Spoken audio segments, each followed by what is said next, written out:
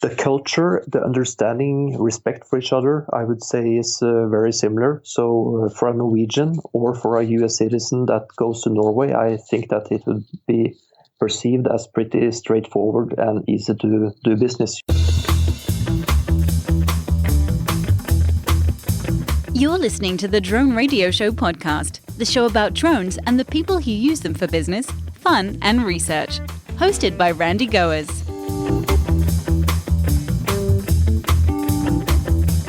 Hello, everyone. This is Randy Goers, and welcome to the Drone Radio Show podcast, episode 105. Why are foreign UAS companies coming to the U.S.? If we ask today's guest, he would say that's where the opportunities lie. Bjorn Folsdar is the president of Robot Aviation USA, an international company based in Norway. Robot Aviation develops and produces unmanned aircraft systems designed to deliver a working solution for the end user. Their systems are typically used in inspecting, monitoring, surveying, and helping search and rescue operations. In 2016, the company established its U.S. base of operations in Grand Forks, North Dakota. Bjorn is here to talk about Robot Aviation, its products, autonomous and beyond line-of-flight operations, and why the company decided to locate in Grand Forks. We'll also hear from Brian Opp, Manager of Aviation Business Development at the North Dakota Department of Commerce, who will give us some insights into why the North Dakota UAS economy is attractive to foreign investment by companies like Robot Aviation. But before we hear from Brian and Bjorn, I want to thank everyone that has donated to my funding campaign on patreon.com. Each week I get closer to my goal, but please don't stop now. You can join this effort and get some really cool stuff by going to patreon.com/drone radio show. Thanks again for your support. So now let's find out why a Norwegian company decided to set up shop in North Dakota. Brian Opp kicks things off with a brief overview of what makes the state attractive to UAS development. The thing that's happening here in North Dakota is we're continuing to see folks look at the UAS or the drone industry as one that has tremendous potential for economic growth and diversity in our state. The industry forecasts are still tremendous for the UAS industry. The market share, which is projected to be in the United States, represents, I think they typically say 40 to 50%. So there's a huge opportunity worldwide, but in the U.S., it seems like a big part of that opportunity is concentrated. We're working hard to continue to make North Dakota an appealing place to do business. One thing that's really encouraging, we've had a new governor take office. We've had a few key folks retire and new people come in. Through all of that, new money has been made available to key strategic programs like the Grand Sky Business Park and the Northern Plains UAS test site to keep funding them on the state level. So that's really encouraging to me that the industry and some of our key drivers remain a priority for new leadership in the state. With that backdrop set, let's meet Bjorn Forsdal, president of Robot Aviation USA, and learn about the company. I'm Bjorn Folsdar. I'm the president for Robot Aviation USA, and we are a Norwegian drone manufacturer. Bjorn, can you give us a sense of what Robot Aviation does? What type of products does it manufacture? You know, Robot Aviation, we are manufacturing drone helicopters and fixed wing. And we have systems that is fuel-based and also electric. So you can see that we have a very wide spectrum. And we also have some models that is over 55 pounds that we are not introducing into US yet, but we have in Norway and other countries. So here in US, we would focus on the under 55 pound limit as of now. And your products are primarily marketed to the commercial industry, correct? Yes, these would be professional systems. So these are larger machines, and they are machines that we would typically use when we are going into the beyond the line of sight operations. You mentioned that Robot Aviation is a Norwegian company. Can you tell us about its background, how it got started, and why? Absolutely. It started in Telemark in Norway, and they started to develop a Canard-designed glider. So Ole Vidar Homlid was the founder, and when they started to develop this high altitude and long performance, this would be a 30-hour system. They started to develop it, and they got the company commercial in 2016. So they have been developing this system for quite some time, and now we are into the commercial operation of the company. And we also have one more co-founder, Per Christian Haga. He was developing the helicopter series that we have in our company. What would you say distinguishes Robot Aviation from other companies in Norway? So we have been flying beyond visual line of sight for quite some time and have a license to do so. We are very focused on the utility market. So energy sector is one of the largest segments that we serve in Norway and that we are also working on here in the US. When did the company decide to expand into the US? It was during beginning last year, so during 2016, it became clear that US was moving really fast forward on the drone industry. And I know that people are all waiting for when you can do the beyond visual line of sight flights here in US, but I believe that will turn around pretty fast. And we saw that if we are going to make an impact, we need to be locally represented in US, and we need to plan this now. So that was back in 2016 when we saw that and took a position to be here as soon as we could. Now, I imagine you could have located anywhere in the United States. There are several major technology and aviation hubs in the country. What made you look at North Dakota and eventually make a decision to expand there? You know, as a Norwegian, we try to find the coldest winters possible. So this was a natural choice. No, you know, North Dakota has a lot of things going for it when it comes to being a drone-focused industry.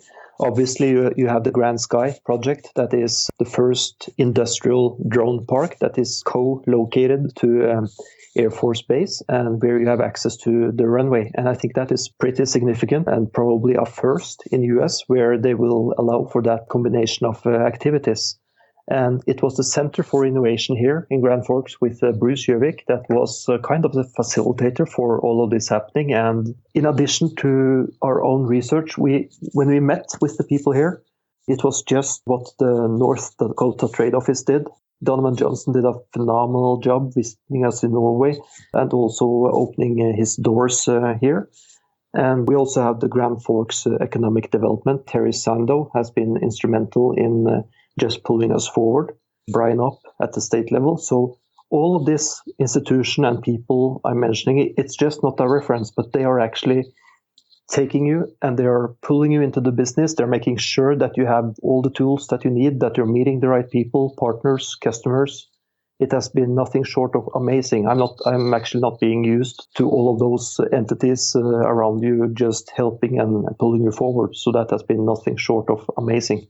In addition to providing the personal touch that Bjorn described, the state of North Dakota has invested heavily in programs to make the state attractive for UAS development. Again, from Brian Opp.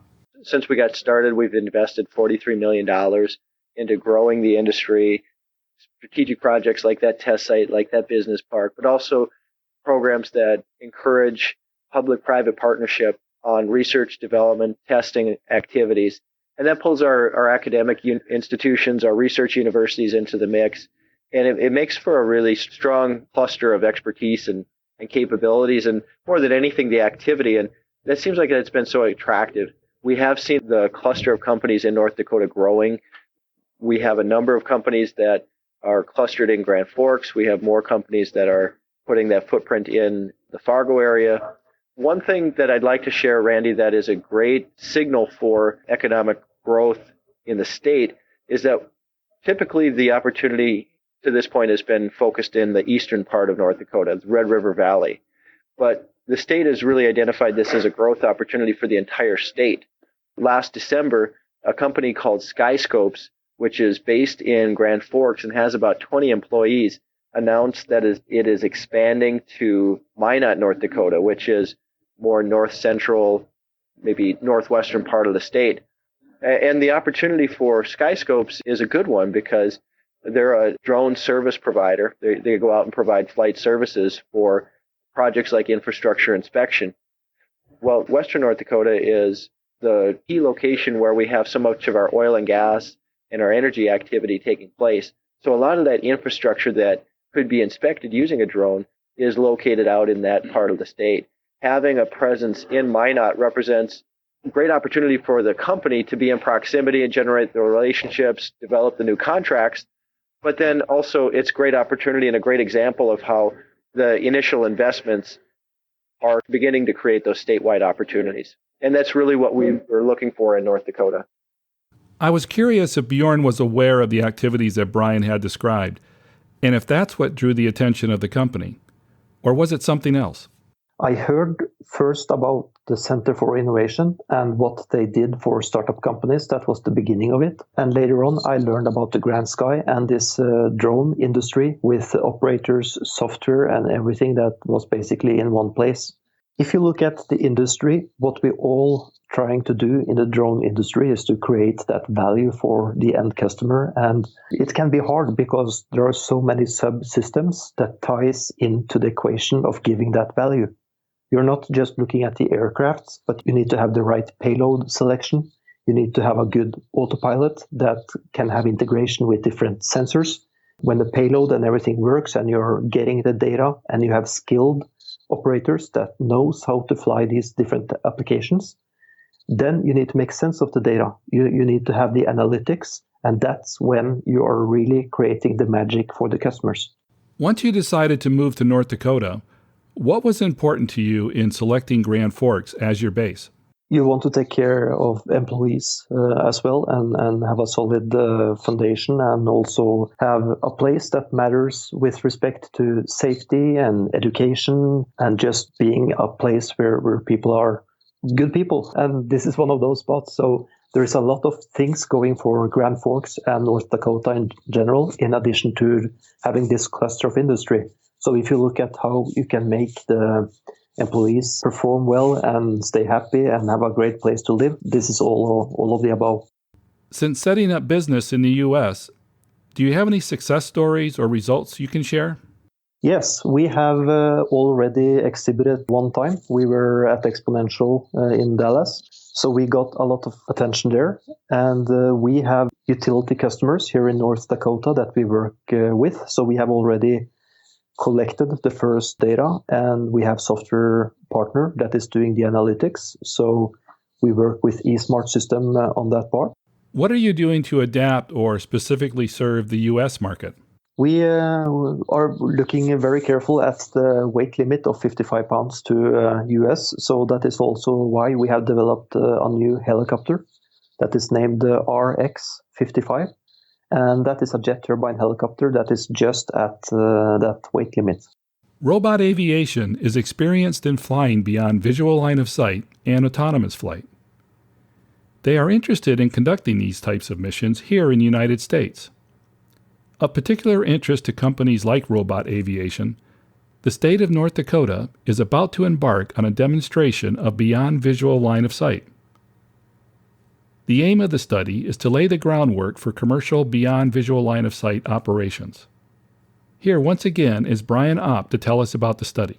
The biggest thing happening in North Dakota in our UAS ecosystem is the development of beyond visual line of sight flight capabilities. Now, our Northern Plains UAS test site is really at the heart of this. There's two separate capabilities that are in the process of being stood up, and the test site is really the enabling factor for both of them. First of all, they're partnering with the Grand Sky Business Park and the Grand Forks Air Force Base to establish capabilities for beyond visual line of sight flight operations for large aircraft flying at higher altitudes. This is going to be accomplished utilizing a radar feed from the base. And it's, as I understand it, it's quite unique in the country right now. But what it translates to is the ability to fly beyond visual line of sight today. The details are that the test site has a COA approved by the FAA. The conditions of the COA are we have to first prove out the case for beyond visual line of sight using a chase airplane, but once we check the boxes, the chase airplane can go away, and that beyond visual line of sight can happen for those larger aircraft flying at those higher altitudes. So very exciting. But on the other hand, there's a lot of small drones being used for commercial applications, and the University of North Dakota. Our test site, they're both partnering with Harris Corporation on a really exciting project. It's called, it's been dubbed HubNet. And the intent is to develop a land-based or a ground-based network of infrastructure to include different types of radar, antenna that will generally act as an air traffic control data type of system that generates the information necessary to allow small drones to fly beyond visual line of sight. Will that technology enable drone operators and air traffic controllers to track small UAS vehicles? Yeah, that's the plan, and as I understand it, it will detect cooperative and uncooperative aircraft in the airspace. So that should provide a very good level of information to operators, to air traffic control types of folks. The most exciting part of this plan is they're starting out small by establishing a corridor between the cities of Grand Forks and Fargo, North Dakota. The whole system is intended to be scalable. If it's successful, they want to stretch it statewide as quickly as they can. And if that's successful, the concept is that it could become a nationwide network, a wide area network of infrastructure that would ideally be part of the FAA's solution or answer to more fully integrating unmanned aircraft into the national airspace. These are exciting projects, but all of the parties above, the test site, the University of North Dakota, Grand Sky, Harris Corporation, they're definitely interested in speaking with folks that are interested in getting involved and being part of the project, maybe want to utilize those beyond visual line of sight capabilities. So it's an asset to North Dakota, but it's also an asset to industry. And we want to see a lot of folks put those capabilities to work for the good of the industry and for those that are operating in it. From where I sit in the Commerce Department in North Dakota, I'm just confident that good things will happen here as a result of all of that activity. And hopefully good things are happening for those that are participating in industry as well. And that willingness to work with other partners on advancing the industry is another reason why companies are looking at Grand Forks. As Bjorn said earlier, they wanted to gain a foothold in the U.S. as beyond line of sight and autonomous flying operations begin to emerge. Turning back to Bjorn, I wanted to know the key requirements to making autonomous flight work. Safety and experience, and then a great system that has solid sensors and autopilot system. I think that is the basic short answer for the foundation. We don't expect it to just be easy going into US, so we are prepared to take all the necessary steps to make sure that the FAA believes in what we are doing, that we are following all the rules, regulations, and that we are taking this one step at a time. How does doing business in the United States compare to Norway? I would say it's similar from my point of view. I would say that maybe in US in general, you're better at marketing. So you're a little bit more outgoing and better at marketing than in Norway. But I would say the culture, the understanding, respect for each other, I would say is very similar. So for a Norwegian or for a US citizen that goes to Norway, I think that it would be perceived as pretty straightforward and easy to do business. You have access to highly skilled professionals. There is law and order, and it feels safe and I wouldn't say easy, but pretty easy to do business. Looking forward as the company establishes itself, what are some of the opportunities that you hope to capitalize on? I really hope that the beyond line of sight will open up, and I believe our product and experience will be key for when that happens. What applications do you feel are best suited for beyond line of sight operations? As you probably already know, there are three main markets where you have the energy sector that is very interesting, and you have the surveillance and the agriculture. So we were a little bit surprised. You would think that the agriculture would move maybe first for a variety of applications. We see that they are a little bit slower to move than some of the other sectors. So from my point of view, I'm very happy, surprised of how mature the utility companies are with respect to the use of drones. So you see that quite a few of the utility companies, they already have their own pilots, and they are starting out to use small systems. And I don't see that as competition. I think they would need to have that capacity. And when you look at the larger operations, the scheduled maintenance, that's where you need a professional operator, also professional larger drones.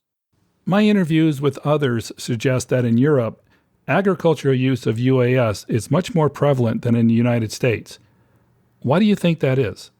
When you look at beyond line of sight, it's not the agriculture that is lagging behind. It's more the regulation itself under FAA. It has to be kind of approved, and that takes time. And my understanding is that beyond line of sight is still step number 2 for FAA. They will first allow for commercial drones to fly over crowded areas, population, and the next step will be beyond visual line of sight.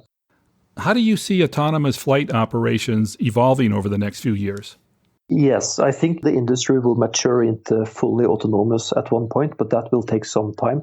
I do believe that over the next years it will be, you can maybe call it automatic, semi-automatic operations, but still a lot of input from a pilot and people monitoring the drones. And we will also see quite a few development in making great software for the different applications. Bjorn, do you have any final comments to offer? I think it's super interesting industry that is moving really fast, and you could maybe claim that it from time to time be a little bit overhyped. Now I think we will see the next stage when we go into the beyond line of sight, where the companies and operators can position themselves to create that value for the customers and prove themselves, if you can say. That's also where or when the operators can really do business, when they have that capability. That's it for episode 105 of the Drone Radio Show. I hope you enjoyed hearing from Bjorn Folsdar of Robot Aviation and Brian Opp of the North Dakota Department of Commerce, and learning why foreign UAS companies are looking at the U.S. If you want to learn more about Robot Aviation or want to connect with Bjorn, check out the website at robotaviation.com. You can connect with Brian at commerce.nd.gov, particularly if you're a UAS company looking to locate in North Dakota. If you like the Drone Radio Show, please consider supporting the podcast with a small donation. The content is always free, but for as little as $1 per month, you can help defray the costs of productions, which really helps a lot. To donate, go to patreon.com/Drone Radio Show. Thanks for listening. Your support means a lot to me, and I hope you'll listen to more episodes of the Drone Radio Show podcast to hear how others are using drones for business, fun, and research. For the Drone Radio Show, I'm Randy Goers.